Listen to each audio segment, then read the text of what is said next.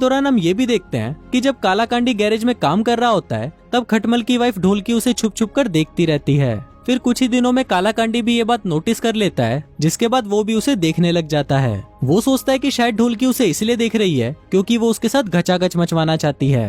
अब ऐसे ही कुछ दिन बीत जाते हैं और फिर एक दिन ढोलकी कालाकांडी के पास आती है और उसे बोलती है कि तुम मुझे ऐसे देखना बंद करो, नहीं तो मैं तुम्हें काम से निकाल दूंगी। पर इस पर कालाकांडी उसे बोलता है कि तुम तो इतनी खूबसूरत हो तो तुम इस सूखे हैंडपंप के साथ क्या कर रही हो जो तुम्हारे कुएं में पानी तक नहीं डाल सकता।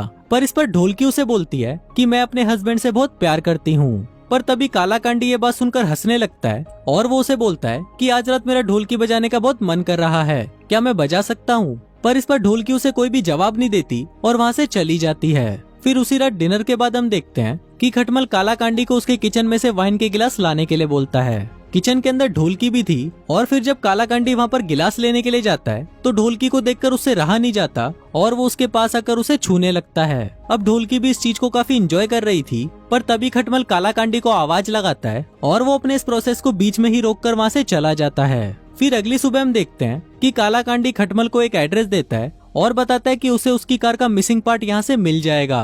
अब ये सुनकर खटमल बहुत ही ज्यादा खुश हो जाता है और वो तुरंत उस पार्ट को लेने के लिए वहाँ से चला जाता है। अब उसके जाते ही ढोलकी कालाकांडी के पास आती है और बोलती है कि अब तुम इस ढोलकी को बजा सकते हो। अब ये सुनते ही कालाकांडी भूखे नंगे भेड़िए की तरह उस पर टूट पड़ता है और फिर वो दोनों वहाँ पर दबा दबा कर घचाघच मचाते हैं। इसके बाद रात को हम देखते हैं कि खटमल और कालाकांडी मिलकर खूब सारी दारू पी लेते हैं। अब क्योंकि खटमल बूढ़ा था और उसने हद से ज्यादा चढ़ा ली थी, इसलिए वो भंड होकर वहीं पर बेहोश हो जाता है। तभी वहाँ पर हरामी कालाकांडी इस मौके का फायदा उठाता है और वो चुपके से ढोलकी के रूम में जाकर उसके साथ घचाघच मचाने लगता है। फिर घचाघच मचाने के बाद कालाकांडी फिर से ढोलकी से पूछता है कि तुमने इस सूखे हैंडपंप से शादी क्यों की, जिस पर ढोलकी उसे बताती है कि वो एक बहुत ही गरीब परिवार से है और उसने खटमल से शादी इसलिए की ताकि वो अपनी पूरी जिंदगी उसकी दौलत पर ऐश कर सके।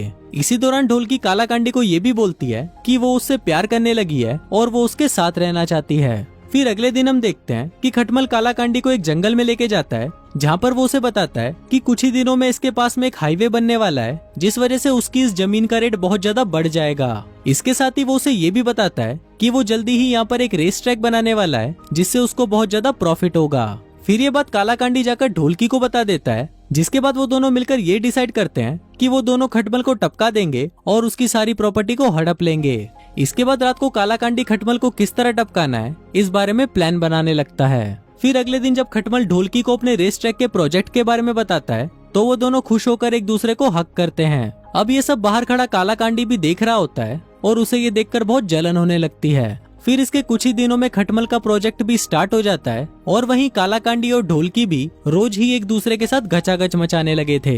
यहाँ बेचारा बूढ़ा पति दिन रात काम कर रहा था और वहीं घर पर उसकी ढोलकी को दिन रात उसका नौकर बजा रहा था। अब कुछ दिनों तक ये सिलसिला ऐसे ही चलता है और फिर एक दिन कालाकांडी ढोलकी को बताता है कि उन्हें खटमल को इस तरह मारना होगा ताकि दिखने में ये एक एक्सीडेंट लगे। इसलिए वो अपने गैराज में एक ट्रैप बनाता है जिसमें वो खटमल को एक ट्रैक्टर के नीचे लेकर आएगा और फिर जैसे ही ढोलकी पास लगे लीवर को खींचेगी वो ट्रैक्टर सीधा खटमल के ऊपर आकर गिरेगा और उसी वक्त खटमल का काम तमाम हो जाएगा। फिर इसके बाद एक दिन कालाकांडी खटमल को अपनी हेल्प करने के लिए गैराज में बुलाता है और फिर वो दोनों जैसे ही काम करने के लिए उस ट्रक के नीचे जाते हैं तभी वहाँ पर ढोलकी उस लीवर को खींच देती है और खटमल का वहीं पर कचुम्बर निकल जाता है। तभी हम देखते हैं कि खटमल तो मर चुका था पर उसके साथ कालाकांडी का एक हाथ भी ट्रक के नीचे दब गया था। तभी कालाकांडी ढोलकी को शॉपिंग करने के लिए भेज देता है ताकि पुलिस को इस बात का शक ना हो कि उन दोनों ने प्लान करके खटमल को मारा है। इसके बाद कालाकांडी पुलिस को फोन कर देता है और दूसरी तरफ जब ढोलकी शॉपिंग कर रही थी तभी पुलिस उसे कॉल करके उसके पति के मौत के बारे में बताने लगती है।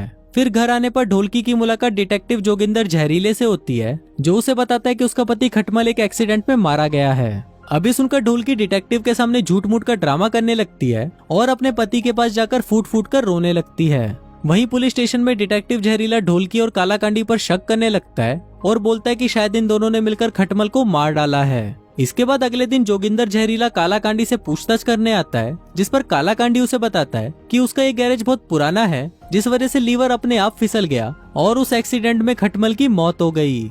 अब कालाकांडी की बात सुनकर जहरीला वहाँ से चला तो जाता है लेकिन वो दूर से ही उन दोनों पर नजर रख रहा था। वहीं खटमल के जाने के बाद कालाकांडी और ढोलकी की तो ऐश हो गई थी और कालाकांडी तो उसकी ढोलकी को दिन रात बजाता ही रहता था इसी दौरान ढोलकी कंस्ट्रक्शन का काम फिर से चालू कर देती है ताकि वो उस रेस ट्रैक को बनाकर अपने पति के सपने को पूरा कर सके। अब ऐसे ही कुछ दिन बीत जाते हैं और फिर एक दिन डिटेक्टिव जोगिंदर जहरीला कालाकांडी से पूछताछ करने के लिए उसे पुलिस स्टेशन बुलाता है। इसके बाद वो वहाँ पर कालाकांडी को बताता है कि मेडिकल रिपोर्ट से हमें ये पता चला है कि खटमल के ऊपर उस ट्रक को 2 बार गिराया गया था, जिस वजह से उसकी मौत हुई। लेकिन इस पर कालाकांडी उसे बोलता है कि मुझे इस बारे में कुछ भी याद नहीं है। तभी जोगिंदर जहरीला उसे एक वीडियो दिखाता है जिसमें उसने खुद गैराज में जाकर चेक किया कि उस लीवर को खींचने से वो ट्रक आकर सीधा खटमल पर गिरा, जिसका मतलब तुमने और ढोलकी ने मिलकर खटमल को मारा ताकि तुम दोनों उसकी सारी दौलत हड़प सको। पर अब क्योंकि जहरीले के पास कालाकांडी के खिलाफ कोई पक्का सबूत नहीं था, इसलिए वो उस वक्त उसे जाने देता है। फिर उसी रात हम देखते हैं कि घचाघच करने के बाद ढोलकी कालाकांडी को बताती है कि वो जल्दी ही उसके बच्चे की माँ बनने वाली है। अभी सुनकर कालाकांडी बहुत ज्यादा खुश हो जाता है और फिर रात को जब ढोलकी सो जाती है तो हम देखते हैं कि कालाकांडी बहुत ही ध्यान से कुछ सोच रहा होता है। इसके बाद अगले दिन कालाकांडी खुद ही जोगिंदर जहरीले के पास जाता है और उसे सब कुछ सच बता देता है कि उसने ही पैसों के लिए खटमल को मारने का प्लान बनाया था। अब उसके इस कन्फेशन को सुनकर पुलिस उसे पकड़ लेती है और उसे जेल में बंद कर देती है। वहीं दूसरी तरफ हम ढोलकी को देखते हैं जिसे नींद से उठने के बाद एक लेटर मिलता है जो कालाकांडी उसके लिए छोड़कर गया था।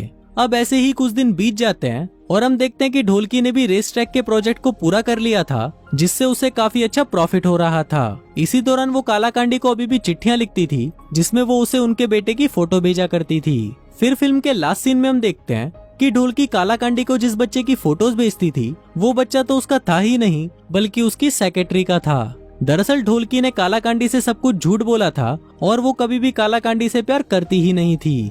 तभी वहाँ पर हम उसी चोर को देखते हैं जिसे हमने फिल्म की स्टार्टिंग में देखा था खटमल पर हमला करते हुए।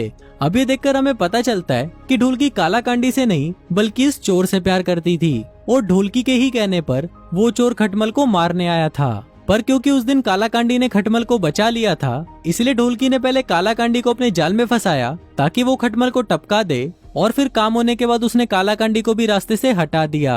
अब उस पूरी प्रॉपर्टी की मालकिन अकेली ढोलकी बन चुकी थी और उस ढोलकी को बजाते बजाते कालाकांडी का ही बैंड बज गया था।